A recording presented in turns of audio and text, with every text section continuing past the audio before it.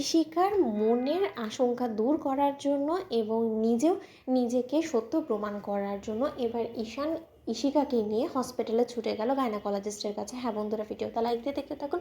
যে মুহূর্তে কিনা ঈশান বলতে থাকে যে have you lost your mind Ishika, behave your self, তুই কিন্তু ভুলে যাচ্ছিস, এবার তুই তো লিমিট ক্রস করে যাচ্ছিস। এবং আমি বারবার করে বলে এসেছি যে যে ছবিগুলো সে ব্ল্যাকমেলার তোকে পাঠিয়েছে সেটা সম্পূর্ণরূপে ভিত্তিহীন এবং সে সময় আমরা ক্লোজ ছিলাম, ঠিক আছে, কিন্তু এমন কোনো কিছু ঘটে যায়নি যার কারণে কিনা তুই অন্তঃসত্ত্বা হতে পারিস বা আমার সন্তান তোর গর্ভে আসতে পারে। তাই এই সমস্ত প্রোপাগান্ডা ছড়িয়ে তুই কোনো মতেই কিন্তু আমার সংসারে অশান্তি বা আমার জীবনে কোনো রকম কোনো বিষ খুলতে পারবি না, এই কথাটা তুই মাথায় রাখিস। ঠিক সেই মুহূর্তে ঈশিকা যখন কিনা বলতে থাকে যে আচ্ছা তোর কি মনে হয় বলতো, আমি খুব শখ করে সমস্ত কথাবার্তা বলছি, তুই ভাবতে পারছিস যে আমার উপরে কতটা ঝড় বয়ে যাচ্ছে, একটা আনম্যারিড মেয়ে কনসিভ করেছে, এই সমস্ত কথাবার্তা যদি একবার সমাজে চারপাশে লোকেদের মধ্যে ছড়িয়ে পড়ে তাহলে আমার কতটা বদনামি হবে, লোকে তো আমার দিকেই আঙুল তুলবে, আমার দিকেই প্রশ্ন ছুড়ে দিবে যে আমি কার সঙ্গে কুকীর্তি করে বেরিয়েছিলাম, রাতের পর রাত আমি কার সঙ্গে বাইরে ছিলাম, তখন আমি কী জবাব দেবো বলতো। সেদিন কিন্তু তোর তাড়নায় রীতিমতো আমি ছুটে গিয়েছিলাম, কারণ সেই সময় তোর একজনের প্রয়োজন ছিল এবং সেই বন্ধুটা আমি ছিলাম। তাহলে আমি তোর বিপদের দিনে যদি পাশে থাকতে পারি তাহলে তুই কেন আমার দিক থেকে এরকম করে মুখ ফিরিয়ে নিচ্ছিস বলতো।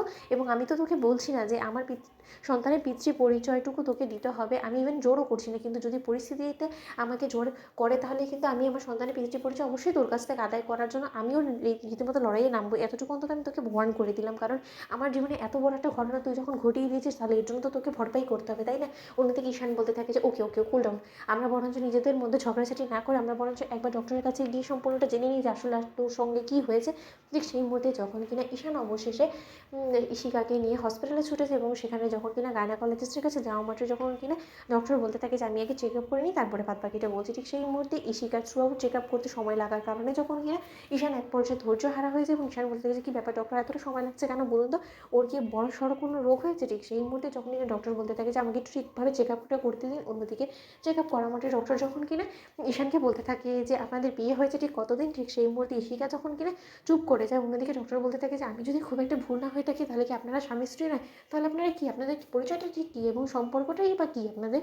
ঠিক সেই মুহূর্তে ইশিকা যখন কিনা বলতে থাকে যে ও আমার খুব কাছের বন্ধু, এর থেকে বেশি কোনো কিছুই না। ঠিক সেই মুহূর্তেই ডক্টর বলতে থাকে যে তাহলে যে এখন আমাকে একটা কথা বলতে হচ্ছে যে আপনি কনসিভ করেছেন এবং আপনার এই সন্তানের পিতৃ পরিচয় সে সম্পর্কে আমার যদিও ধারণা নেই, কিন্তু এতটুকু অন্তত বলতে পারি যে আপনার শারীরিক এই সমস্ত অসুস্থতা দেখা দিচ্ছে শুধুমাত্র আপনি কনসিভ করেছেন বিধায়ী এবং আপনার মধ্যে উইকনেস চলে এসেছে, তার জন্যই আপনার এরকম হঠাৎ করে গা ঘোলাচ্ছে, মাথা ঘোরাচ্ছে। এবং আমি কিছু টেস্ট লিখে দিয়েছি, এর পরবর্তীতে সেই টেস্টের রিপোর্টস আসার মাত্র আমি কনফার্ম করে আপনাকে বলতে পারবো যে আপনি এত কনসিভ করেছেন কিনা। ঠিক সেই মুহূর্তে ঈশান বলতে থাকে যে ডক্টর আপনি ঠিক করে চেক আপ করেছেন, আমার তো কোনো মতে মনে হয় না যে ও কনসিভ করতে পারে, কারণ সেটা তো কোনো মতে পসিবলই না, কারণ ও তো একটা আনম্যারিড মেয়ে। তো বন্ধুরা লাইক কমেন্ট শেয়ার করে সাবস্ক্রাইব করতে ভুলো না।